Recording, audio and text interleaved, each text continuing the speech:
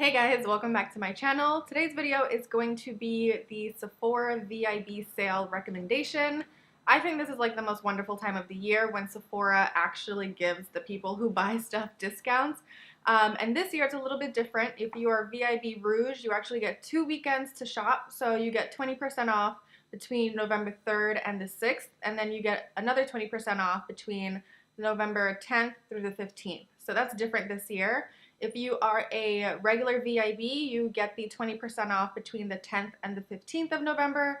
And if you are a beauty insider, you get 15% off between the 10th through the 15th. All of that information will be down below, and also check my blog because I will be doing even more recommendations that can't fit in this video.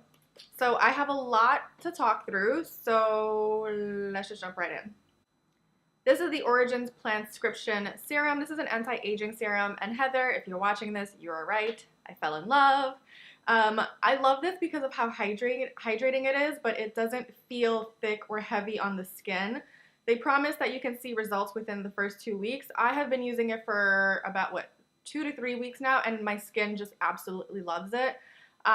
What I like the most, as I mentioned, is how hydrating it is. It doesn't feel sticky. It doesn't leave my skin feeling gross. There's actually the other serum that I use is the Advanced Night Repair by Estee Lauder. I do work for Estee, but that's how I got introduced to this. I started using it when I got the job, and I didn't think this did anything for a while, so I had like stopped using it, and then immediately after I stopped using it, my skin just looked dull.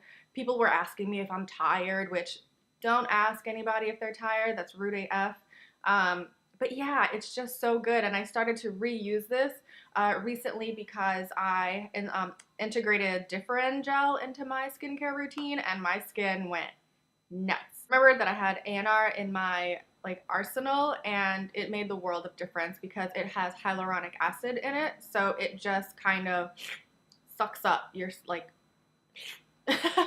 That's the best thing that I could say to describe it. But this is the Sunday Riley Ultra Clarifying Face Oil. This bottle is finished, and I fully intend on picking up a new one during the VIB sale. I picked this one up during last year's sale, and I have to say, when I was using it on and off, I didn't see any difference in my skin, and so I didn't feel compelled to continue using it. Have to use it consistently. And I say use it on a daily basis to actually see results, because at one point I committed. I remembered to use it every single morning before I apply my moisturizer, after I apply my serum, and I kid you not, my breakouts, especially the hormonal ones that I get around my chin, they just go down. This calms my skin, and breakouts don't really happen as much. So I fell in love with this. The last two products, skincare products, this is the Drunk Elephant TLC Sukari Baby Facial. This is apparently controversial. Some people hate it, some people love it. It's 25% AHA, 2% BHA, not 25% BHA. And this is like shedding your old skin and letting new skin come through, if that makes sense. I use this once a week. I don't use it any more than that. The first time I applied it, it felt like my skin was on fire, and I don't think this is the best way to sell it, but it started to, I wouldn't say burn, but it was kind of one of those, I was like, ooh, I don't know if this is supposed to be happening or not, but I stuck it through. I kept it on for about 10-15 minutes, and then I washed it off, and my skin was so unbelievably soft. Like, I was shocked. I'm still speechless. And as I kept on using this consistently once a week, I just noticed just kind of new skin. And the last skincare product is the Tata Harper Clarifying Mask. Again, this is for blemish-prone skin. This is such an awesome mask because it doesn't leave your face feeling tight, and it has little, I want to say microcrystals, is that the word? It has these tiny little exfoliation properties, so as you're rinsing it off, it is exfoliating the dead skin. And again, my serums, moisturizers, all of that just sink into the skin so much better. I don't use these on the same night, so I use this once a week. I wait a couple days and then I will apply this. For complexion, I have quite a few. So the first, this is the Estee Lauder Double Wear. This is a MAC pump, but we actually just came out with a pump just for Double Wear, so you don't have to buy a pump from MAC. This has just been like a holy grail foundation for so long. And every time I use this, I'm just kind of like, yo, why did I stop? I am in the shade Rich Cocoa, so 6C1. It is a full coverage matte foundation. It is a little bit on the thicker side, but you can either mix like a facial oil, a moisturizer, whatever you want to make it a little bit lighter, but this really does stay in place like forever. If I am going to work and I have an event afterwards and I want my makeup to last all day, I will use this because it doesn't let me down. Another foundation that I have been loving recently should come as no surprise. It is the Fenty Beauty foundation. Now this one seems to be another controversial product. I have oily skin and I love it. I think I apply it in the morning and it still looks good after work, which is kind of like my barometer of how awesome a foundation is, because I do have oily skin like I mentioned. So usually by noon, like the forehead is looking tragic, the nose, the cheeks can look a little bit dull or like just greasy. So I don't get any of that with this. I have the shade 440. It is the perfect match for my skin tone. Another foundation, this is the Too Faced Peach Perfect Comfort Matte Foundation. The problem with this is that it only comes in 12 shades, which is very limiting. I am in the shade Mahogany, and it also has that like peach and cream scent that is known with this collection, so it can get a little bit annoying. It goes away after a while, but when you're first applying your makeup, it's just kind of like, oof, it hits you. But this is another full coverage foundation that I liked, and this one surprised me because I don't ever think of Too Faced when I'm thinking of my foundations, but I use this when I'm too lazy to apply anything else. It covers, it doesn't budge, it does have, I want to say like an all-day property, so I can apply it in the morning, and I know that my makeup will still look relatively good after work. The only thing with this is just the color selection isn't as expansive, so you have to fall within the 12 shades, but I like it. I don't like the scent, but I'll deal. It doesn't make me break out, so if you were nervous about the fragrance, I personally didn't break out with it, and I mean I break out a lot. And the next product, this is the NARS Soft Matte Complete Concealer. Holy Grail concealer. Absolutely love this. I am in the shade Hazelnut. It is just, I mean, you can see I did a number in there. This is just like the best full coverage concealer. I apply it under my eyes. I apply it over a blemish. It doesn't settle. I do set it. I set all my concealers with powder because, again, oily skin, yada, yada, yada. But yeah, this just is full coverage. It doesn't like make my under eyes look old. I just love the texture of it. It's easy to blend. It's just, I think, the best concealer ever. The next few products are all eyeshadow palettes because let's be real, if you're shopping at Sephora, you're probably looking for a palette. And I have a few, like a lot, that I have just fallen in love with. So if any of these fall within your budget, or if you just wanted to splurge before the holidays, if you're trying to give someone a hint, I would say any of these. The first two are by Anastasia. Anastasia makes some of the best eyeshadows, I think, on the market. This one is the tried and true Modern Renaissance. Mine doesn't look too grubby, but these tones just speak to me on a spiritual level. It looked kind of scary at first when it first launched. When was it? Last year, the year before, but it's just so versatile. I feel like you can create so many different looks, from an everyday easy look to something a little bit more dramatic. I think it just has some of the best shades ever, so you have to just get this. If you don't have this in your collection, I would say use this opportunity to add it. This is the Prism palette. This just came out and it is limited edition for holiday 2017. So Anastasia isn't one of those brands that releases a limited edition item and then keep it around for the next 2 years. So if you want this, you're gonna have to get it. And I just think that these colors are so beautiful. Like, how stunning. At first, I would say that the colors were a little random. So I like some palettes that are a little bit easy. I would like to be able to envision multiple looks, multiple cohesive looks with a palette. And at first, I was thrown off by this, but the more I played with it, it's so, so versatile. So I think you can get some really beautiful transition shades, whether with Lure or Eden even. I think Parallel and Saturn are two of the most gorgeous crease colors on deep skin. I'm obsessed with this shade Throne and Osiris. Osiris isn't as pigmented on the skin as it seems on the in the palette, but it's easy to build. Sphinx is absolutely gorgeous. So I think that the colors are there. The only color that I'm not jazzed about was Lucid, which is this like right here. I wasn't a fan, but that doesn't mean it's horrible. For me, it was just kind of like a meh. But I mean, one shade out of what, 14 or however many shades that's not a problem to me. Another, I think, easy staple palette that you guys should have is this. This is the Urban Decay Naked Heat. I was pleasantly surprised by this palette, to be completely transparent. When I first got it, I was debating because I was like, seems a little basic, but basic is what we need.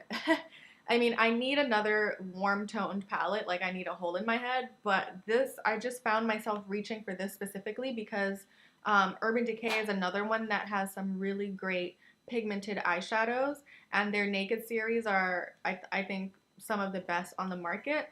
This is just, I think, the go-to warm neutrals, like smoky palette. You can create, I feel like you can create a few looks with these. It's not as versatile as the Modern Renaissance, but I think that the transition shades in this palette are so gorgeous. I find myself reaching for this palette just to use it as transition shades or shades for my crease, which we all need.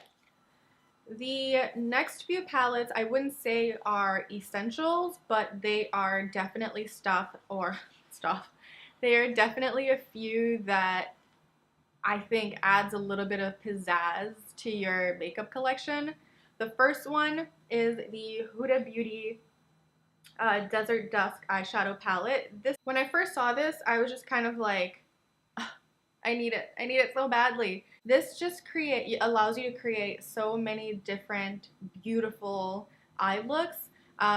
Purple seems to have been a popular color scheme for fall. Overall, I love this eyeshadow palette. I liked the rose gold textured eyeshadow palette, but I know not everyone was a fan of that. I think these eyeshadows are way better, and that's saying that as someone who actually liked the Desert Dusk. These are softer, they're easier to blend, they're a little bit more pigmented. Another purple toned purple eyeshadow. Another purple toned eyeshadow palette that I have been obsessed with is this Natasha Denona Lila palette. Like, hello. Even though I use these, it looks like I don't ever touch my eyeshadow palettes, but I swear to God I use them. Natasha Denona, I think, just makes some of the best eyeshadows. So these are pigmented, they're easy to blend, and they are like so soft that you don't regret purchasing a palette. Now, it is on the pricey side. I am not going to lie. It's really expensive, but I think the eyeshadows are some of the best eyeshadows out there. I would put this up there with Anastasia in terms of quality, and that's saying a lot because I love the ABH eyeshadows. This is the Pat McGrath Labs Mothership 2 Sublime Eye Palette. Now, mine was signed by Ms. Pat McGrath herself, Mother Pat, at Sephora, but this is expensive as all goddamn hell, and I was not planning on purchasing this.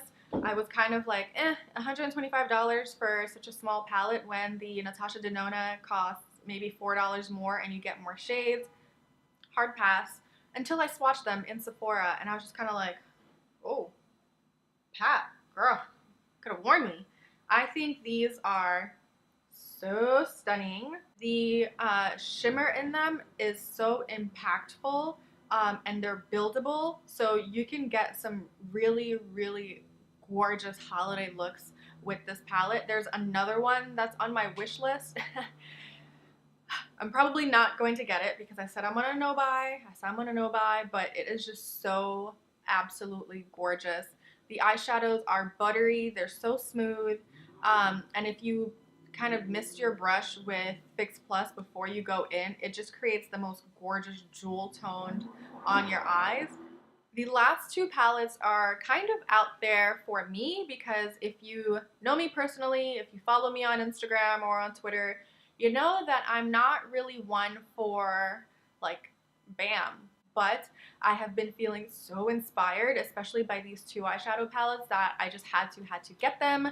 The first one is the Sephora Pro Editorial palette. Now, when I first saw this, I was like, girl, what the hell you gonna do with a pink eyeshadow, a purple, all these blues? This one, these are like pigmented, bold, matte shades. The hell am I gonna do with that?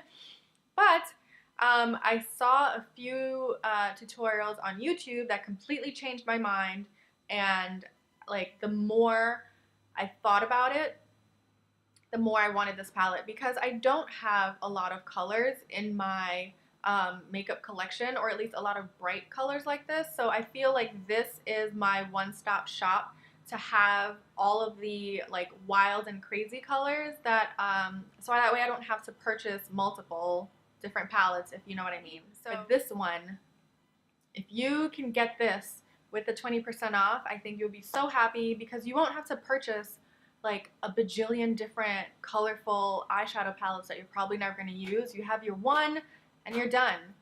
And that palette plays so nicely with Fenty. You didn't think I was going to upload a video and not include something from Rihanna, did you? Girl. I'm not one to typically have like pink glitter or like blue glitter or, you know, this duochrome greenish glitter. But when I saw this, I was kind of intrigued. I had to show some support for my girl Rihanna.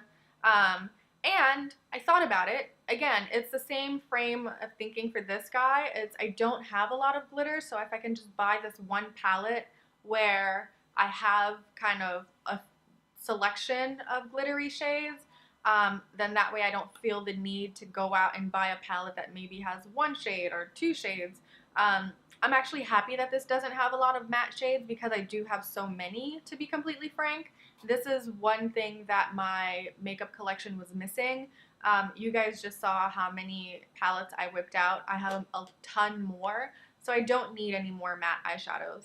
This is a sister palette. Like, don't get it twisted. This is not something that you're gonna wear all on its own unless you are Rihanna. And I feel like this one is a nice companion because it does have so many versatile and bright shades.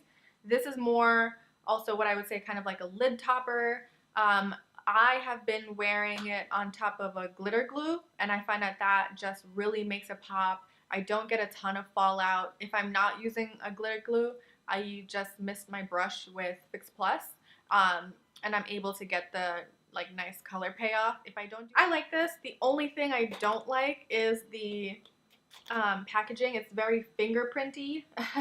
So you can clean it, you can wipe it down. I know it's such a like a non-issue really, but it's just, I'm gonna reach for it and my fingers are gonna be grubby, and then I'm gonna have to, it reminds me of like NARS packaging where it would get grubby really quickly.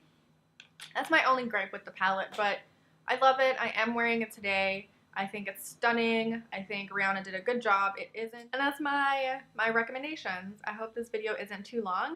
I hope you guys enjoyed this video. Don't forget to subscribe on your way out and leave a comment below letting me know what you plan on picking up, what you guys think I need to pick up, even though I'm technically on a no buy, but I'm gonna try to be good. No promises though. See you later, guys.